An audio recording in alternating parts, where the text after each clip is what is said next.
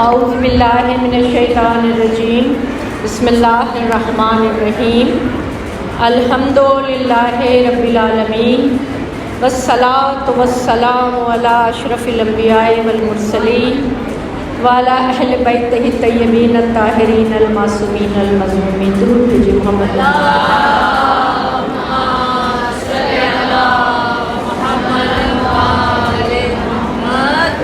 عظیم الشان دن ہے، عجیب و غریب دن ہے، اور یہ وہ دن ہے کہ جس کے اندر ماضی، حال، مستقبل سب شامل ہیں کہ امام تشریف لا چکے ہیں، پیدا ہو چکے ہیں لیکن آنکھوں کے سامنے نہیں ہیں، ظہور بھی فرمائیں گے، آئیں گے بھی۔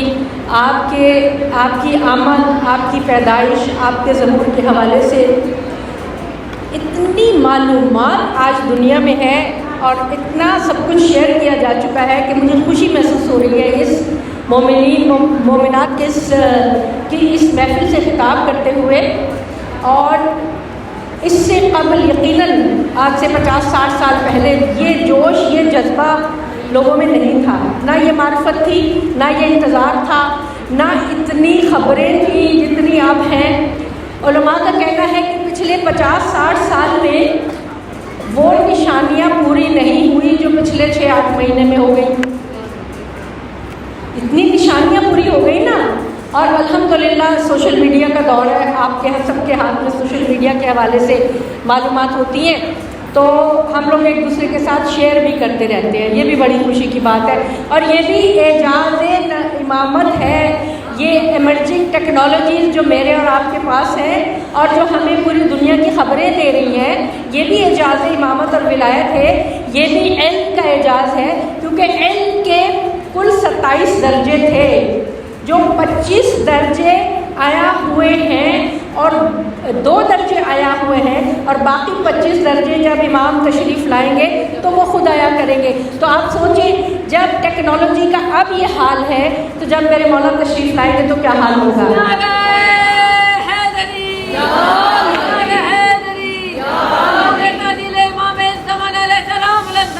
اللہم صلی علی محمد وعلی محمد۔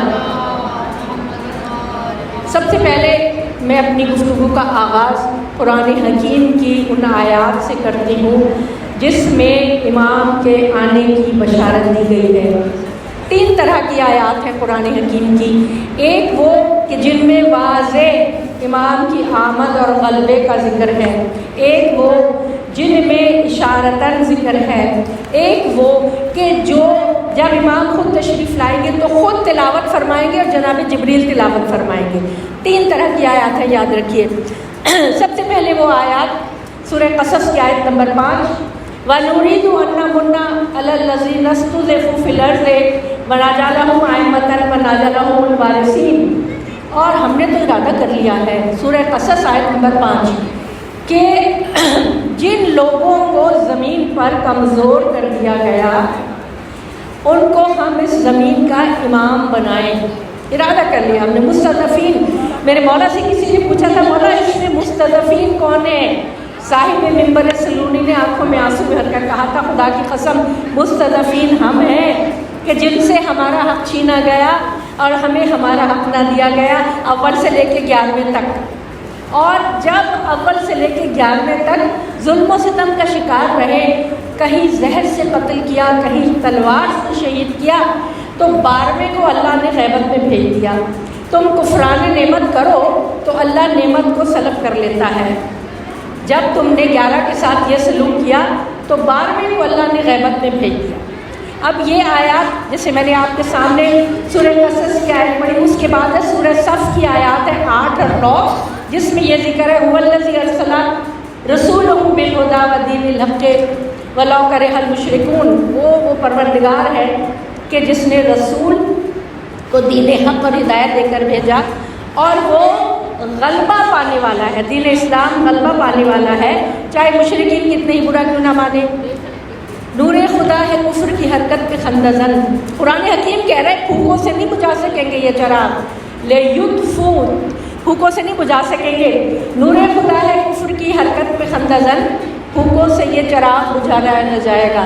لاکھ کوشش کر لی، آئمہ معصومین کو شہید کر کے قتل کر کے کہ کسی طرح مکتب اہل بیت کا پیغام بند کر دیں، ختم کر دیں، ہم اپنی حکومت اپنی جاہ و جلال کے جھنڈے گاڑ دیں، بنی امیہ نے، بنی عباس نے، تمام لوگوں نے، لیکن کوئی کامیاب نہ ہو سکا۔ تاریخ کے دھارے میں سب آئے اور سب بہتے چلے گئے، کسی کا نام و نشان باقی نہیں رہا، اگر باقی بھی رہا تو لعنت کے ساتھ باقی رہا۔ صاحبان عدل و انصاف، صاحبان علم جو ہیں وہ ظالم بادشاہوں کے نام کو خوشی سے اور عزت سے باقی نہیں رکھتے ہیں، اور ہم تک جو اب تاریخ پہنچ رہی ہے الحمدللہ وہ بڑی تحقیق کے بعد پہنچ رہی ہے۔ ایک تو یہ آیات ہے، اس کے بعد سورہ بنی اسرائیل کی آیت نمبر 17 کہ جس کو مظلومیت کے ساتھ قتل کر دیا جائے ہم نے اس کے وارث کو سلطان عطا کر دیا ہے، وارث کو سلطان عطا کر دیا ہے، اتھارٹی عطا کر دی ہے، حکومت عطا کریں گے تاکہ وہ قتل کا انتقام لے، اور اس کو بھی چاہیے کہ وہ اسراف نہ کرے کیونکہ سلطان تو عطا ہو ہی گیا ہے۔ اللہ بسلطان سورہ رحمان کی آیت آپ کو یاد ہو رہی ہوگی، یا معشر الجن والانس ان استطعتم ان تنفذوا من اقطار السماوات فانفذوا لا تنفذون الا بسلطان، تم اقطار سماوات اور ارض سے نکلنا چاہتے ہو تو نکل جاؤ مگر سلطان کے بغیر نہیں نکل سکو گے۔ وہی سلطان امام حسن کو عطا کیا ہے کہ کربلا کے شہیدوں کا انتقام لے، شہزادی زینب کی چادر کا انتقام لے، بی بی سیدہ کا انتقام لے، تمام ائمہ معصومین کا انتقام لے، اور ان کو سلطان عطا کر دیا جائے گا جب وہ آئیں گے۔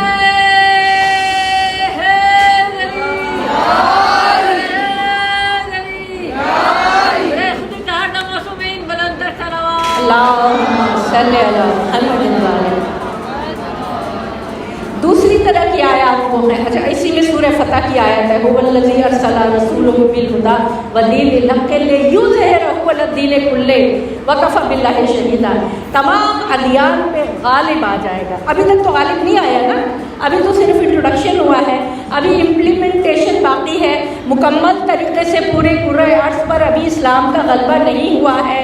میں اور آپ اس انتظار میں ہیں کہ وہ منجی بشر تشریف لائے اور پھر وہ دنیا کو عدل و انصاف سے اسی طرح بھر دے جس طرح ظلم و ستم سے بھری ہوئی ہوگی۔ یہی نشانی کہی ہے نا، اول سے لے کے حضور سے لے کے اور 11ویں تک نہج البلاغہ میں میرے مولا نے یہی نشانیاں تو بتائی ہیں، اور نشانیاں تو اتنی ہیں، 10,000 نشانیاں ہیں، 10,000، جس کو 8 حصوں میں تقسیم کیا جا سکتا ہے، جس کا ذکر میں ابھی آگے جا کے کروں گی۔ یہ ہو گئی ایک قسم کی آیات۔ دوسری قسم کی آیات قرآن حکیم کی وہ ہے کہ جن میں اشارتاً ذکر ہے، فمن یاتکم بماء غور فمن، کیا ہے تم نے دیکھا کہ جب تمہارا پانی زمین کے نیچے چلا جائے گا، سورہ ملک کی آخری آیات، تو کون ہے کہ جو تمہارے پانی کو نکال کر لائے گا، ہے نا؟ پھر یؤمنون بالغیب، غیب کیا ہے؟ غیب پر ایمان لاتے ہیں۔ پھر قسم ہے اس ستارے کی جو افق پہ نمودار ہوا اور پیچھے جا چھپا۔ پھر وہ محیط عام واقعہ، تم بھی انتظار کرو میں بھی انتظار کروں، میں بھی منتظر ہوں تم بھی منتظر ہو۔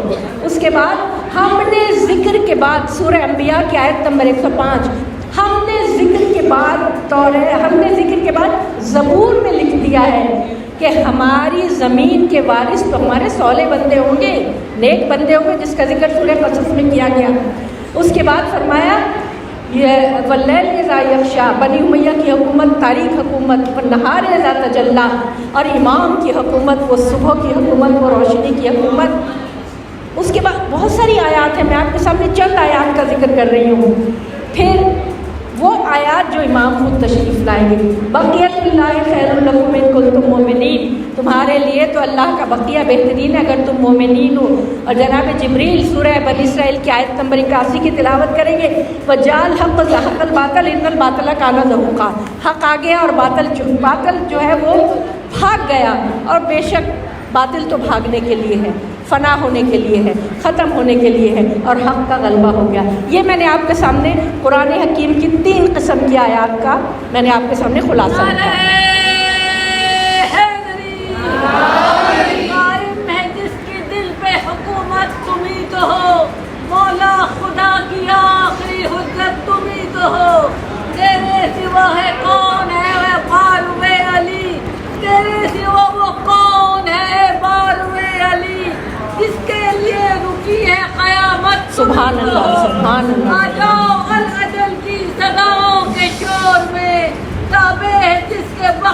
की आयत तुम ही तो हो। नारे हैदरी या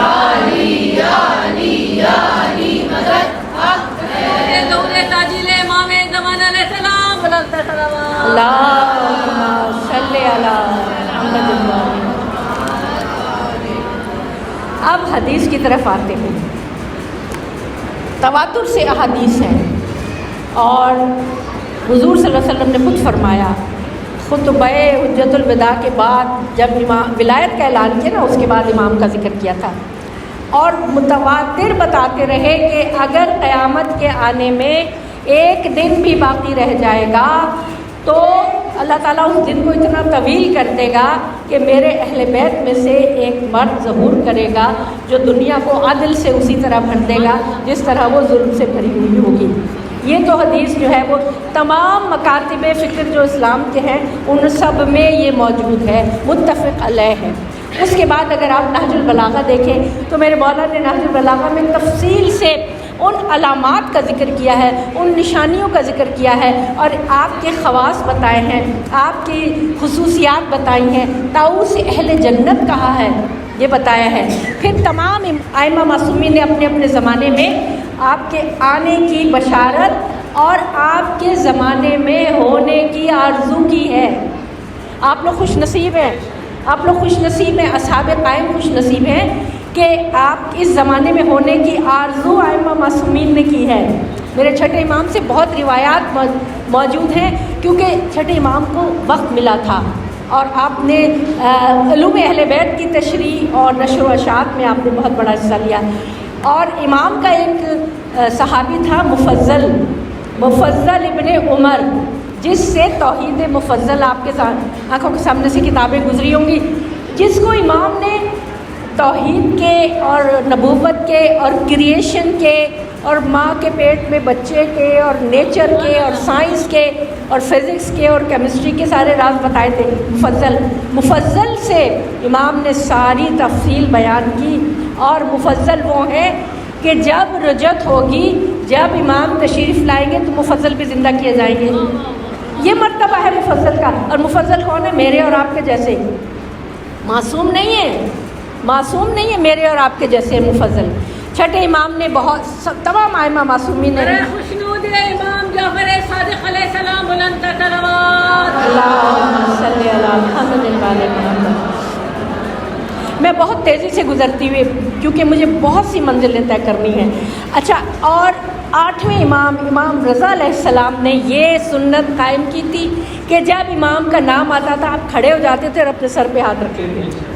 आठवें इमाम ने ये कायम की थी। इसके पीछे क्या हिकमत है? इसके पीछे ये हिकमत है, मोमिनीन को ये सिखाना था कि खड़े होकर ये ज़ाहिर करो कि आपके क़याम में हम आपके साथ शामिल हैं। आप खड़े हैं ना, क़याम का क्या मतलब है? जुल्म के ख़िलाफ़ खड़े होना, आदल कायम करने के लिए।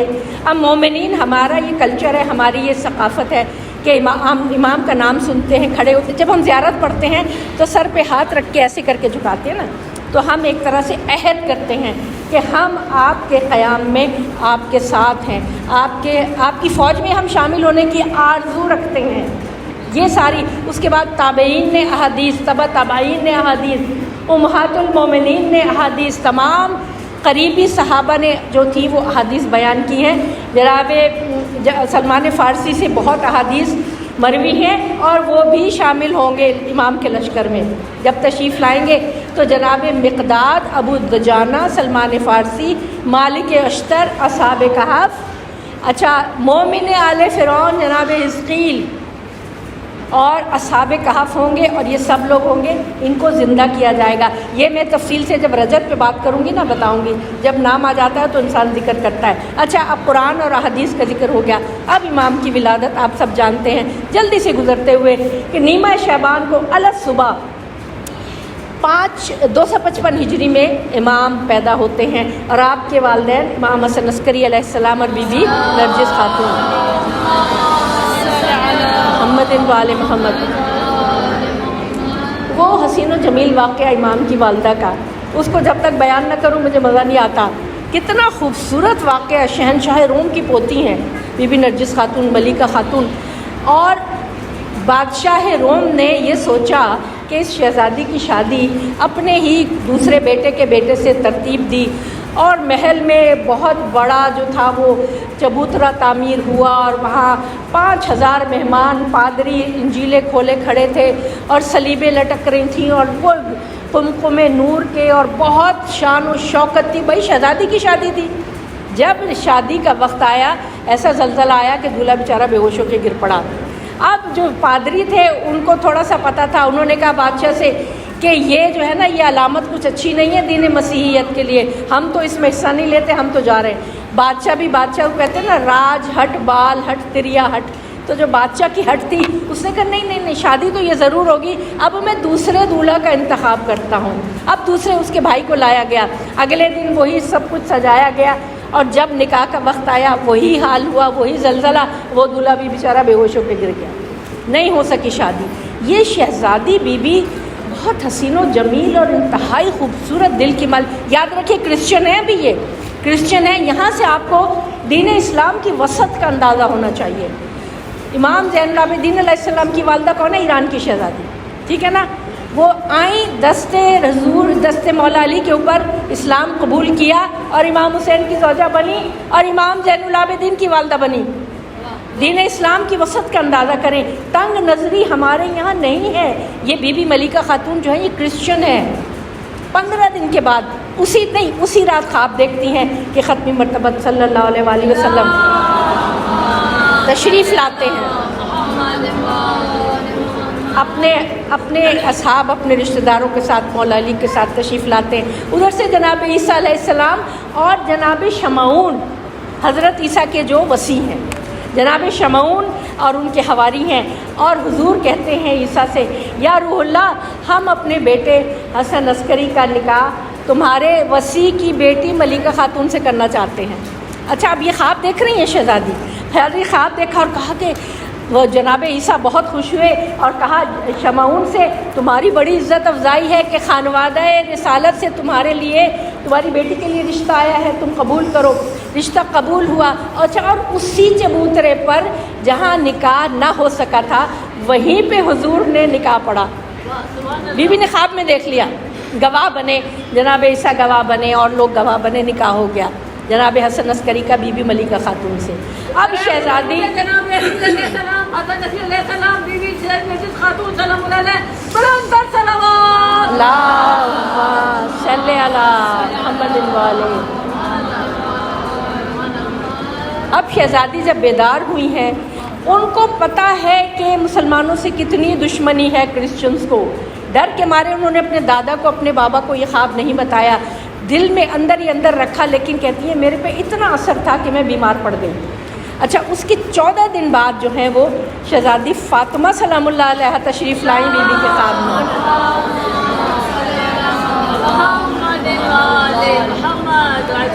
جناب مریم کے ساتھ، اور جناب مریم نے فرمایا یہ تمہاری والدہ ہے، تمہارے شوہر کی والدہ ہے۔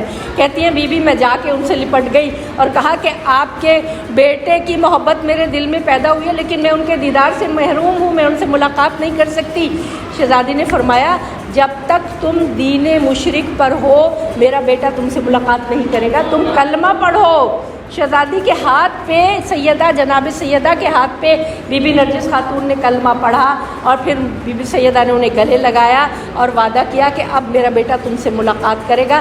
پھر اس کے بعد امام حسن عسکری علیہ السلام بی بی کے خواب میں آنے لگے، اور کیا ایڈوائز کی۔ اب دیکھیے یہ ڈرامائی کہانی صرف کہانی نہیں ہے، یہ حقیقت ہے، یہ تاریخی حقیقت ہے، اور یہ اس بات کا اظہار ہے کہ پروردگار عالم اپنے معاملات کو کس طریقے سے طے کرتا ہے۔ یہ اس بات کا اظہار ہے کہ بی بی نے جناب حسن عسکری جب خواب میں آئے تو کہا دیکھو عنقریب تمہارا دادا مسلمانوں سے جنگ میں مصروف ہوگا، اس جنگ میں تم بھیس بدل کر کنیزوں کے روپ میں جو ہے وہ آ جانا، فلاں بغداد کے پل پر ہمارا آدمی وہاں کھڑا ہوگا، وہ تمہیں خریدے گا اور تم اس کے ساتھ ہمارے گھر چلی آنا۔ اب بی بی یہ کہتی ہے کہ جب میں نے پہلا خواب دیکھا اس کے بعد میں بیمار پڑ گئی، اور میرے دادا نے مجھ سے پوچھا کہ نور نظر کیا بات ہے، تم بیمار کیوں پڑ گئی ہو کہ بالکل کھانا پینا چھوڑ دیا؟ تو بی بی نے کہا کہ آپ کی قید میں جو مسلمان قیدی ہیں، آپ اگر ان کے اوپر تھوڑا سا کرم کرے، رحم کرے تو بی بی مریم مجھے صحت دے۔ اشارہ کر دیا بیوی نے گویا، رائٹ. تو جب ان کے دادا نے مسلمان قیدیوں پہ تھوڑا رحم کرنا شروع کیا، پھر وہی ہوا، جنگ ہوئی اور بیوی کنیزوں کے روپ میں بغداد کے پل پہ پہنچی ہیں، اور امام علی نقی علیہ السلام کا بھیجا ہوا جو آدمی تھا، درود بھیجیے محمد.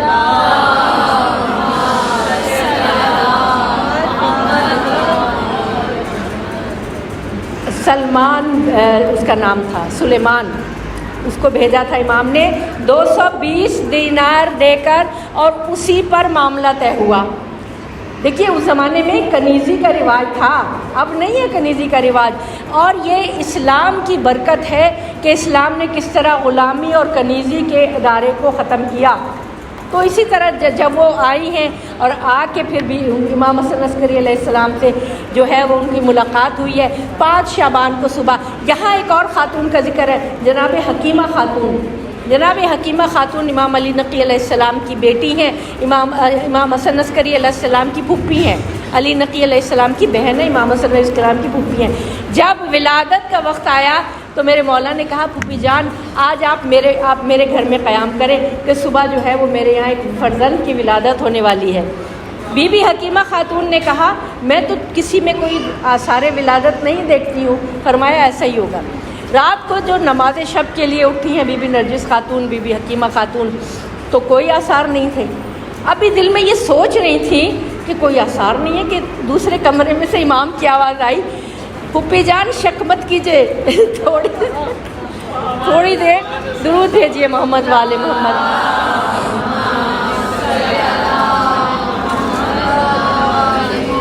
میں آپ کو مائنیوٹ چھوٹی چھوٹی ڈیٹیل بھی بتا رہی ہوں. پھوپھی جان شک مت کیجیے، بس ولادت ہونے والی ہے. ان کے اوپر سورہ قدر کی تلاوت کریں بی بی نرجس خاتون پر. ابھی کچھ پتہ نہیں، نہ کوئی پیٹ بڑھا نہ کوئی درد، کچھ بھی نہیں ہے کہ اچانک وہ کہتی ہیں کہ میں نے دیکھا کہ وہ ایک دم سے کوئی میری آنکھوں کے سامنے پردہ سا آیا اور میں نے دیکھا کہ نرجس خاتون کا چہرہ جو تھا وہ چاند کی طرح چمکنے لگا، اور ان کے پہلو میں ایک چاند سا بچہ قبلہ رخ جو ہے اس نے کیا، اوپر آسمان کی طرف انگلی، اور وہ تلاوت قرآن پاک پڑھ کر رہا ہے.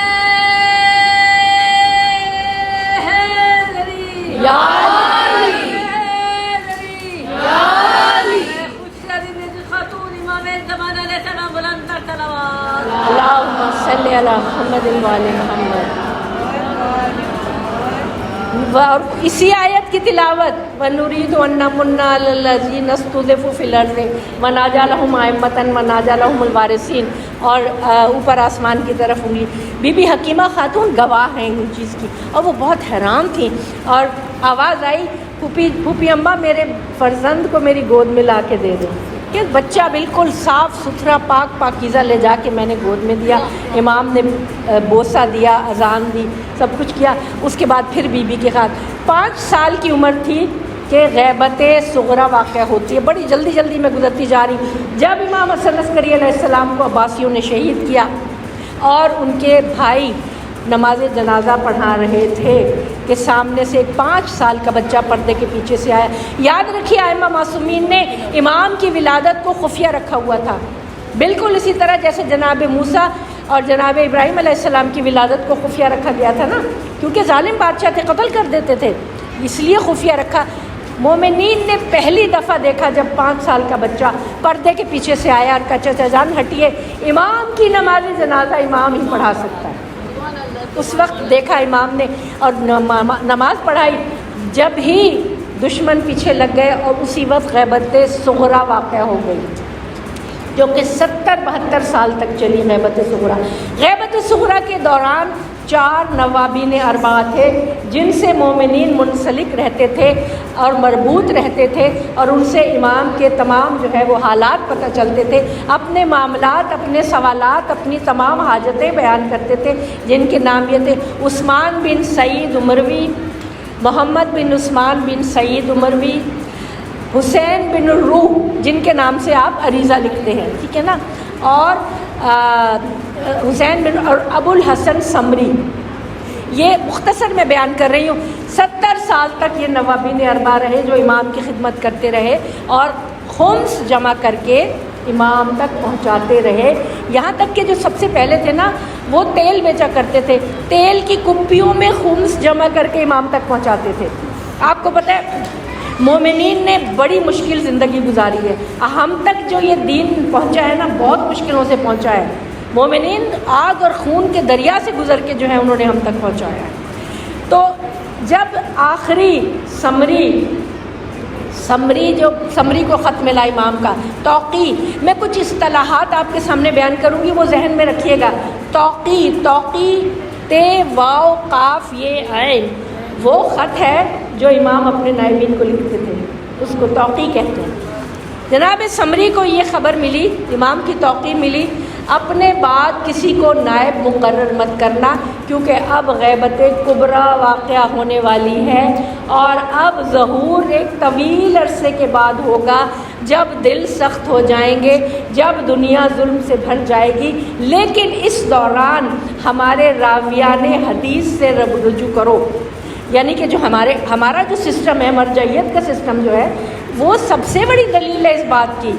مرجعیت کا سسٹم ہمارے عقائد سستانی ہے، عقائد خامنائی ہے، جو ہماری مرجعیت ہے، یہ وہ لوگ ہیں جن کو امام نے 90 دین اربعہ کے بعد ان کو قائم کیا ہے ہمارے اور آپ کے لیے، کہ یہ ہمارے مسائل بیان کریں، ہمیں فقہی طور سے گائیڈ کریں، اور دنیا کے بدلتے ہوئے حالات میں اجتہاد کا دروازہ کھول کے رکھیں۔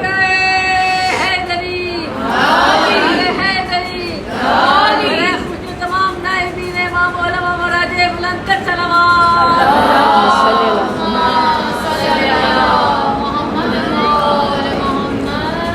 اب جن اصطلاحات ٹرمینالوجی کا ذکر میں آپ کے سامنے کرنا چاہتی ہوں، ان کو ذہن میں رکھیے گا۔ ولادت اور چیز ہے، ظہور اور چیز ہے، یہ کنفیوژن دل میں نہ رہے۔ امام کی ولادت ہوئی باقاعدہ نیمہ شعبان کو علی صبح، ظہور ہوگا جب اذن ربی ہوگا اور ہمارے سامنے آئیں گے۔ 1250 سال کی امام کی عمر ہے۔ اچھا، یہ امام کا وجود متفق علیہ ہے تمام مکاتب فکر اسلام میں، صرف اتنا اختلاف ہے کہ ہمارے بھائی اہل سنت بھائی جو ہے نا، وہ یہ سمجھتے ہیں کہ ابھی پیدا ہوں گے۔ ہم اس بات کے قائل ہیں پیدا ہو چکے ہیں، غیبت میں ہیں۔ اور لمبی عمر پر کس بات کا اعتراض ہے؟ اصحاب کہف 309 سال سوئے رہے، کروٹ بدلی، سب کچھ کیا۔ پرانے زمانے میں تو بہت لمبی عمریں ہوا کرتی تھیں۔ اور قدرت خدا میں کیا چیز، اللہ علی کل شیء قدیر ہے، بالکل مختصر میں گزرتی چلی جا رہی ہوں۔ اور غیبت بھی کوئی نئی چیز نہیں ہے۔ جناب یوسف غیبت میں رہے، ٹھیک ہے نا، جناب ابراہیم غیبت میں رہے، اور بہت سے لوگ جو انبیاء معصومین جو تھے وہ غیبت میں رہے۔ غیبت اللہ کے رازوں میں سے ایک راز ہے، بس یہ یاد رکھیے گا۔ جب ظہور ہوگا اس وقت یہ راز کھلے گا۔ اب جو اصطلاحات میں آپ کے سامنے بتانا چاہتی ہوں، ٹرمینالوجی، ولادت، غیبت صغریٰ، غیبت کبریٰ، ظہور، علامات، رجعت، انتظار کتنی بڑی عبادت ہے۔ ہمارا عقیدہ ہے امام پیدا ہو چکے ہیں اور ہم ان کا انتظار کر رہے ہیں۔ اس لیے دیکھیے ہمارے یہاں کوئی جھوٹا مہدی نہیں پیدا ہوا۔ 50 لوگوں نے مہدویت کا دعویٰ کیا تھا۔ کن لوگوں نے؟ جو اس بات پہ یقین رکھتے ہیں کہ ابھی پیدا ہوں گے، ہے نا۔ تو ہمارے مکتب فکر میں الحمدللہ کسی نے کبھی مہدویت کا دعویٰ نہیں کیا۔ تو جنہوں نے جھوٹی مہدویت کا دعویٰ کیا تھا وہ دشمن کے ایجنٹ تھے، اور مسلمانوں کو گمراہ کرنے کے لیے، وہ میرے اور آپ کے سامنے پوری تاریخ ہے کہ وہاں سعودی عربیہ میں کس کو پلانٹ کیا تھا، بر صغیر میں کس کو پلانٹ کیا تھا، اور میرے اور آپ کے سامنے یہ سب کچھ چلتی، یہ نور کی جو لہر ہے نا اسلام کی، مکتب اہل بیت کی، یہ بڑی مشکلوں کے ساتھ چلتی چلی آ رہی ہے اور ہم تک پہنچی ہے۔ مٹھی بھر لوگ ہیں جو کہ اس میں کھڑے ہوئے ہیں، اس عقیدے کے اوپر، اس کے لیے اپنی جانیں دے رہے ہیں، اور بہت سارے بڑے موقری کا بھی سامنا ہے، لوگ طرح طرح کی باتیں بھی کرتے ہیں، لیکن ہم الحمدللہ اپنے عقیدے پر قائم ہیں۔ اب یہاں ایک بات رک کے میں کہنا چاہتی ہوں، ملاقات با امام، بہت سے لوگوں نے دعویٰ کیا، لیکن منع کیا گیا ہے کہ اگر ملاقات ہو تو اس کا اظہار مت کرو۔ وہ کس لیے؟ کہ اسی کے اوپر خوش ہو جائے گی کہ جی ہماری امام سے ملاقات ہوئی۔ ملاقات ہونا کوئی فضیلت کی بات نہیں ہے، امام کا راضی ہونا فضیلت کی بات ہے۔ یہ نقطہ ذہن میں رکھیے، فضیلت کی بات یہ ہے کہ امام مجھ سے اور آپ سے راضی ہوں، اور اس کے لیے کیا فرمایا؟ کہ تم بے فکر رہو، تم نیکی اختیار کرو، تم جو ہو واجبات پر عمل کرو، تم حرام کو چھوڑو، تم حلال کو اپنا کے رکھو، مستحبات کو اپنا کے رکھو، ہم خود تمہاری ملاقات کو آئیں گے۔ یہ جو ہمیں آرزو ہے نا، ہر آدمی دیدار کا متمنی ہے، یقیناً متمنی ہے، اور آرزو ہے کہ ہماری زندگی میں ظہور ہو جائے۔ اب اس کی کوئی گارنٹی نہیں لے سکتا، نہ کوئی وقت مقرر کر سکتا ہے، ظہور فوراً ہو جائے یا 200 سال بعد ہو یا 500 سال بعد ہو، ہم مقرر نہیں کر سکتے، منع کیا گیا ہے ہمیں۔ وقت کا مقرر کرنے والا جو ہے وہ کاذبوں میں سے شامل ہے، وہ اس لیے کہ یہ صرف اللہ کی اذن سے۔ اور ویسے تو 10,000 علامات ہیں، جو علامات 8 قسم میں تقسیم ہو جاتی ہیں: علامات خاصہ، علامات عامہ، علامات قریبیہ، علامات بعیدیہ، علامات حتمیہ، علامات غیر حتمیہ، ٹھیک ہے نا۔ اب صرف 5 علامات ایسی ہیں جو حتمی ہیں واقعی، جن کے بعد فوراً کہا گیا ہے ظہور ہو جائے گا، جس میں قتل نفس زکیہ ہے، ندائے آسمانی ہے، خروج سفیانی ہے، اور مکہ اور مدینہ کے درمیان زمین کا دھس جانا ہے۔ فرمایا گیا ہے کہ علامات پر زیادہ زور مت دو۔ جو علماء صرف علامات بتاتے رہتے ہیں وہ گویا شیعوں کو زہر دیتے رہتے ہیں، یہاں تک کہا گیا ہے، کیونکہ دنیا جو ہے وہ دنیا عدالت کے انتظار میں ہے، اور عدالت امام کے انتظار میں ہے۔